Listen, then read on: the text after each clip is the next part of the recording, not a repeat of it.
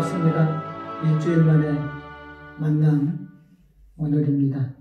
인사로 대신할까요? 사랑합니다. 모두가 은혜입니다. 감사합니다. 한 주일 동안 무탈하게 잘 보내셨습니까? 각 지방에 있는 가족들도 모두가 다 건강하게 하루하루를 보낼 수 있기를 축원드립니다. 정부에서는 19일까지 강력한 사회적 거리 두기를 연장한다고 했습니다. 다양한 소식은 지난 일주일 동안 50명 내외로 일일 확진자가 줄어들고 있다는 소식입니다. 잠시 기도하는 시간 갖겠습니다. 코로나19에 감염되어 어려움을 겪고 있는 150만 동포와 치료 중 유명을 달리한 9만 동포와 또 코로나19로 인해서 실직을 하였거나 또는 운영하는 사업의 어려움을 겪고 있는 모든 동포들을 위해 잠깐 합장하고 신고 올리겠습니다.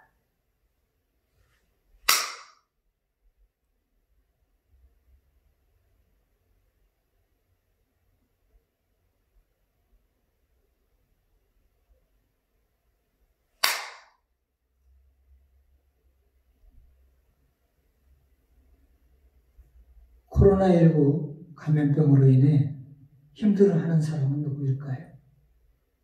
물론 가장 힘든 사람들은 감염되어 치료를 받고 있는 분들이나 또는 치료를 받다가 유명을 달리한 영가들이나 또는 그의 가족들일 것입니다.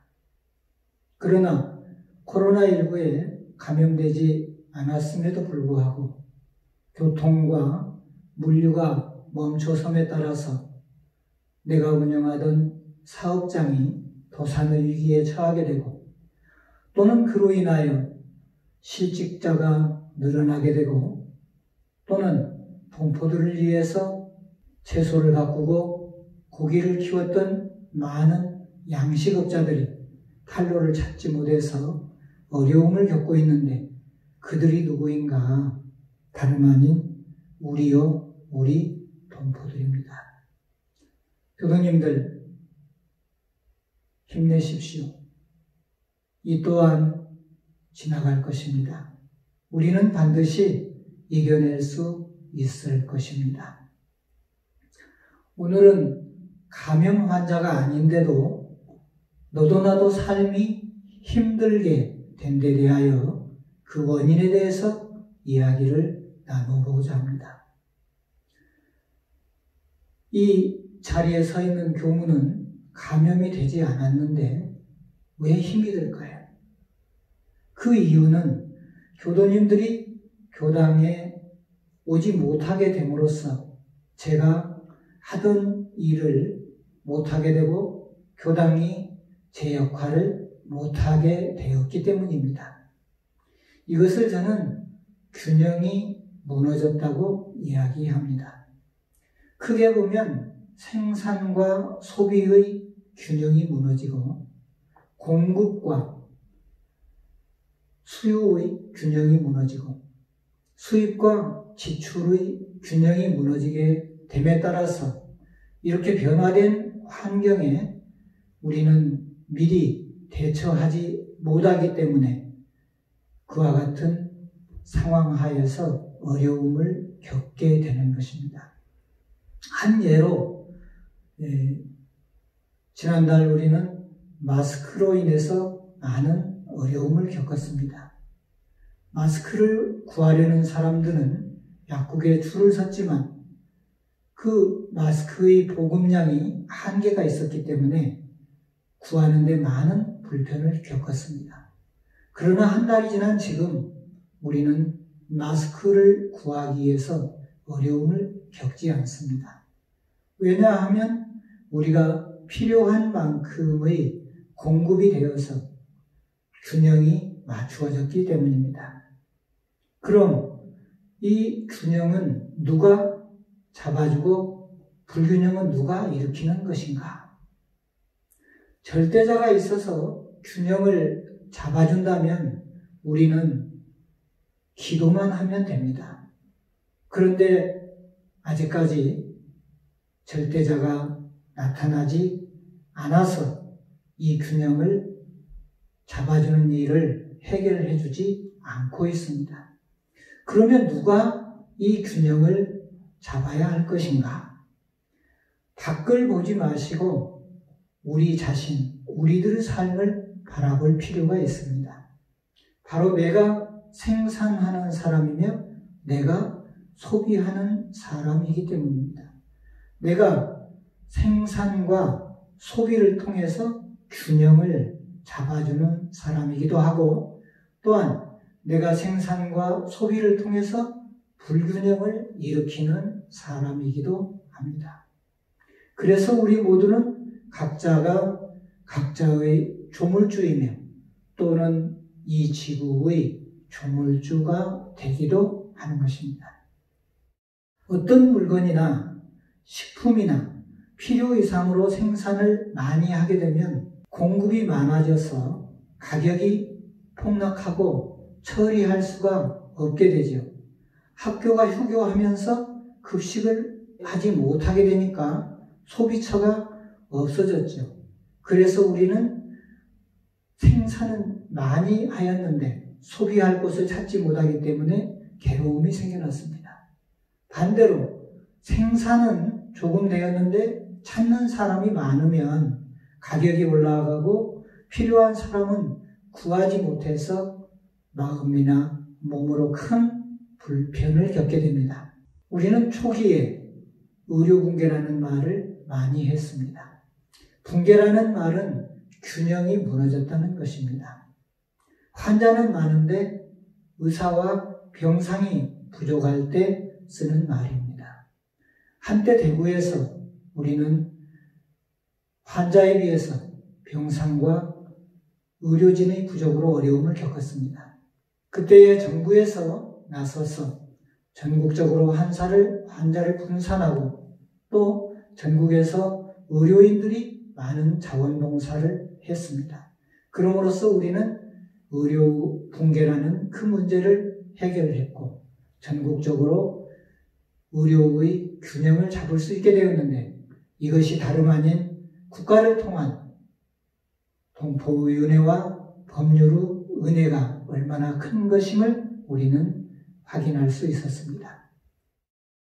정신개벽이란 무엇일까요? 정신수양과 사리 연구의 힘으로 내가 이 우주의 균형을 잡아주는 한 사람이며 동시에 불균형을 일으키는 한 사람이라는 것을 알아차리고 또한 우리의 이웃들도 균형을 잡아주는 사람들이며 또한 불균형을 일으키는 사람들이라는 것을 알아차려서 내가 균형을 잡아주는 삶을 살아가는 동시에 우리의 이웃들도 그렇게 균형을 잡아주는 삶을 살아가도록 불공하는 것이 작업취사입니다. 우리의 일상은 한순간 한순간이 모두 균형과 관계됩니다.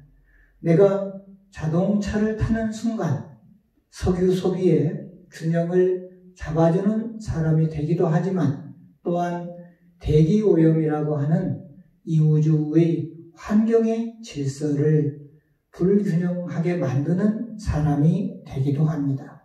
내가 이웃과 나눔을 실천하면 내 소비의 균형이 흔들릴 수도 있지만 그로 인하여 은혜가 생산되고 그 은혜는 세상을 모두가 은혜롭게 하기 때문에 그 은혜로움이 또한 나의 이로움으로 오는 균형이 되기도 합니다. 그러므로 내가 한 행동을 할 때마다 이 행동이 균형을 이루는 행동인가 불균형을 일으키는 행동인가를 살펴서 행동하고 걸어야 할 것입니다. 물질이 개벽되니 정신을 개벽한다.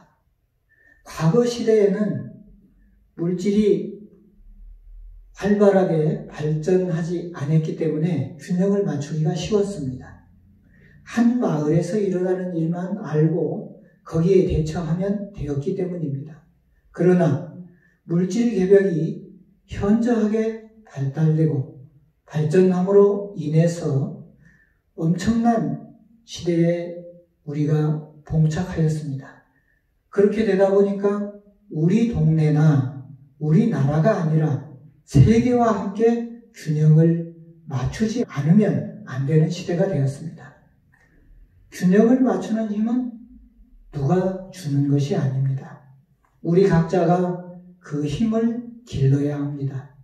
물질 문명의 유혹과 공격으로부터 무엇이 선이고 무엇이 진실이고 무엇이 거짓인지를 분별할 수 있는 지혜가 필요하고 물질 문명에 끌려다니지 않을 수 있는 정신의 힘이 없으면 자신도 모르게 그 문명에 매몰되어 되돌릴 수 없는 죄업에 빠지게 되고 고해에 빠지게 되는 것입니다.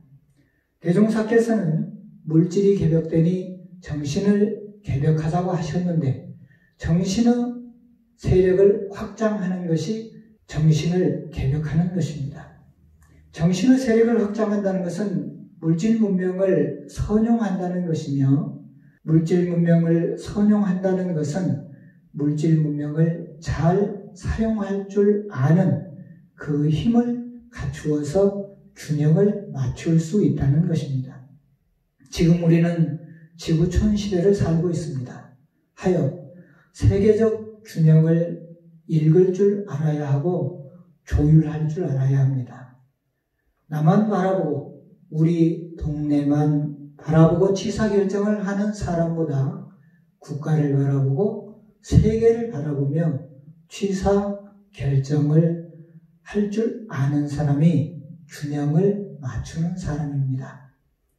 그런 사람들이 많아질 때 행복한 사람들이 많아지고 지구는 광대무량한 낙원 세계로 점차 바뀌어 갈 것입니다. 교도님들, 이번 한 주일도 모두가 다 균형을 맞추어가는 그런 은혜로운 사람들이 되어가기를 염원드리면서 이렇게 인사드립니다.